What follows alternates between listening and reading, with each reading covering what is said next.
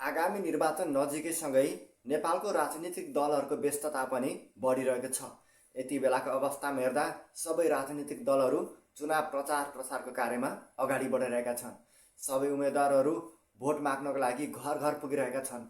यति बेला नाटक र नौटङ्की सुरु भइसकेको छ। सधैँ झैँ नाटक र नौटङ्की गर्ने नेताहरू फेरि पनि नाटक गर्न जनताको घर घर गइरहेका छन्। तपाईँहरू देख्न सक्नुहुन्छ सामाजिक सञ्जालहरूमा विभिन्न फोटा र तस्बिरहरू आइरहेका छन्। अब यो नाटक र नौटङ्की गर्ने दिन गए।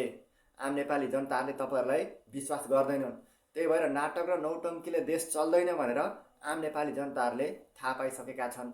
देश चलाउनका लागि नाटक होइन, काम गर्नु पर्यो। काम गरे मात्र देश चल्छ, देश अगाडि बढ्छ र आम नेपाली जनताहरूले पनि सुख पाउनेछन्। तपाईँहरू नेपालको राजनीतिमा यति बेला ठुलो भूकम्प आइरहेको छ। जेनजीको आन्दोलनपछि जन्म भएको नयाँ दलले आम नेपाली जनताहरूको मन जित्न सफल भइरहेको छ। यति बेलाको अवस्थामा हेर्दा नेपालको राजनीतिमा नयाँ र पुराना दलहरूको द्वन्द्व चलिरहेको छ। पुराना शक्तिको सोच छ जसरी पनि यो सत्ता आफूहरूकै हातमा ल्याउने र फेरि पनि भ्रष्टाचार गर्ने, देश लुट्ने, खाट्ने, आम नेपाली जनताहरूलाई ठग्ने, झुट बोल्ने र आफ्ना आसेपासे र झोले झ्याम्टेहरूलाई अगाडि बढाउने। तर नयाँ शक्तिहरूको सोच छ जसरी भए पनि भ्रष्ट नेताहरूलाई सदाको लागि सत्ताबाट विदा गर्ने। पछिल्लो समयमा नेपालको राजनीतिमा हेर्दा यति बेला धेरै परिवर्तन भएको छ। जेनजीको आन्दोलनपछि हेर्दा नेपालको राजनीतिमा बुढापाकादेखि लिएर जेनजीवाहरू समेत नयाँ शक्तिपट्टि आकर्षित भएका छन्। हुन पनि हो, यतिका वर्षसम्म गर्न नसकेको यो पुराना शक्तिलाई आम नेपाली जनताले कसरी विश्वास गर्ने?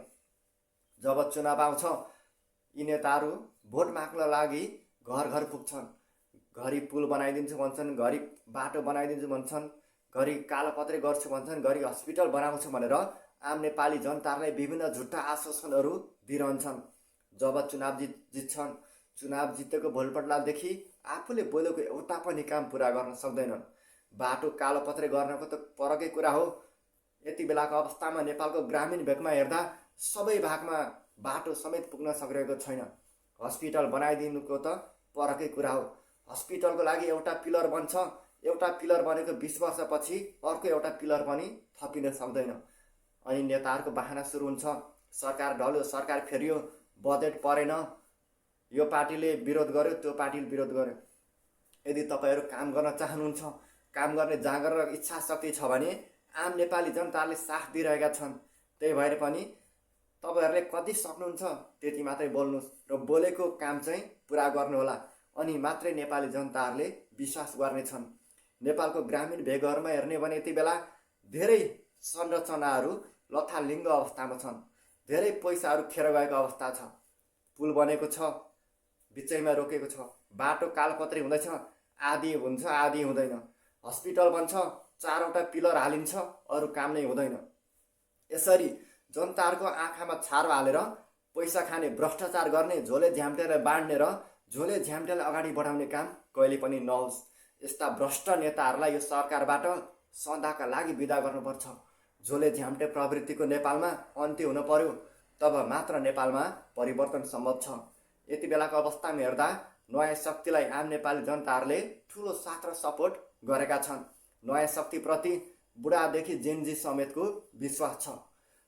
यदि आगामी निर्वाचनपछि नेपालमा जुनसुकै व्यक्ति, जुनसुकै दलको जुनसुकै व्यक्ति प्रधानमन्त्री बने पनि, जुनसुकै व्यक्ति सरकार बने पनि आम नेपाली जनताहरूको हक र हितको लागि काम गर्ने व्यक्ति बनोस्। सबैले समान रूपमा हेर्नु पर्यो। सबै क्षेत्रमा समान रूपमा विकासका कामहरू हुनु पर्यो। शिक्षा, स्वास्थ्यदेखि लिएर यातायात विभिन्न क्षेत्रमा समान रूपमा पुर्याउनु पर्यो। आम नेपाली जनताहरूले भोग्नु परेको समस्याको समाधान हुनु पर्यो। ग्रामीण भेगमा आम नेपाली जनताहरूले कति दुःख कष्ट र पीडाहरू सहनु परेको छ, एकपटक पनि बुझ्ने समेत कोसिस गर्दैनन्।